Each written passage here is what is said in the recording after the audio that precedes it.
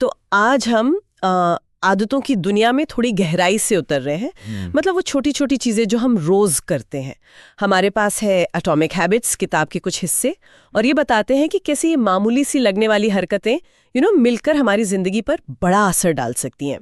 तो आज हम समझने की कोशिश करेंगे कि ये आदतें बनती कैसे हैं, खासकर वो 4 कदम: संकेत, ललक, प्रतिसाद और फिर पुरस्कार। ये है कोर में।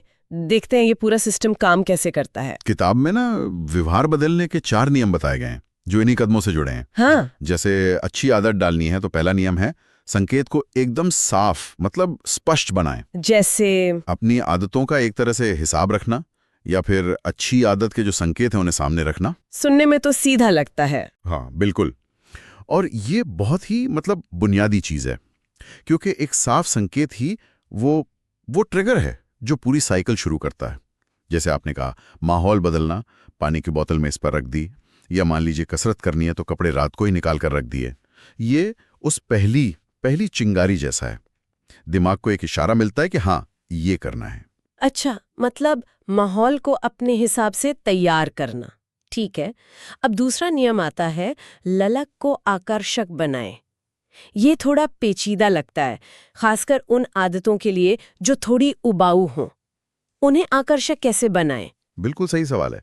यहीं पर वो प्रलोभन बंडलिंग वाली तकनीक काम आती है।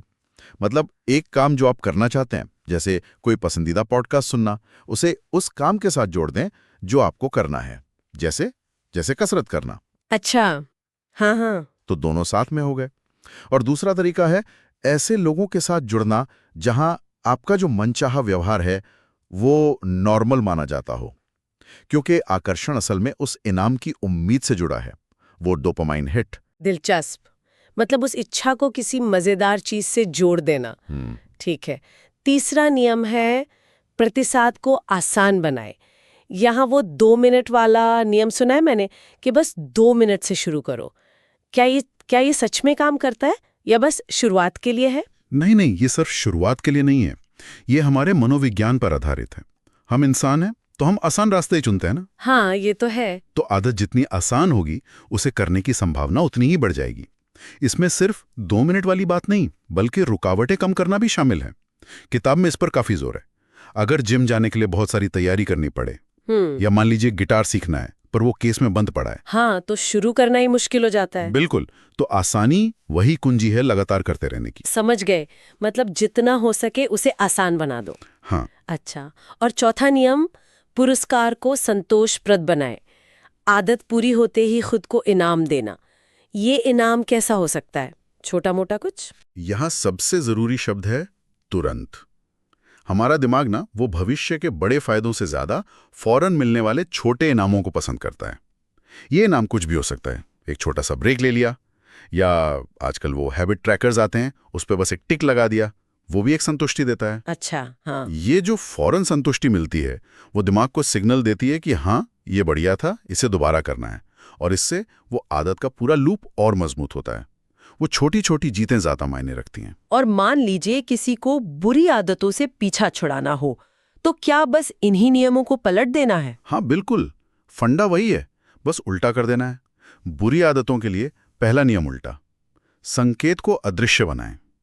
मतलब जो चीज बुरी आदत ट्रिगर करती है उसे नजर से हटा दो। जैसे फोन कम चलाना है तो उसे कहीं और रख दो। बिल्कुल। दूसरा नियम उल्टा, ललक को अनाकर्षक बनाएं। मतलब उस आदत के नुकसान सोचें, उसे छोड़ने के फायदे सोचें। तीसरा नियम उल्टा, प्रतिसाद को कठिन बनाएं, रुकावटें खड़ी कर दें।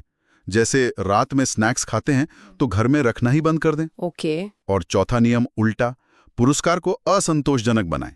किसी दोस्त को बता दें जो आपसे पूछेगा, या कोई शर्त लगा लें कि अगर आदत तोड़ी तो कुछ नुकसान होगा। तो मतलब निचोड़ ये है कि आदतें बदलना शायद उतना पहाड़ जैसा काम नहीं है, अगर हम इन नियमों को समझें और थोड़ा स्मार्टली इस्तेमाल करें। ये छोटे छोटे लगातार कदम ही हैं जो असल में बड़े बदलाव लाते हैं। शायद एकदम से नहीं, पर धीरे धीरे और पक्के तौर पर।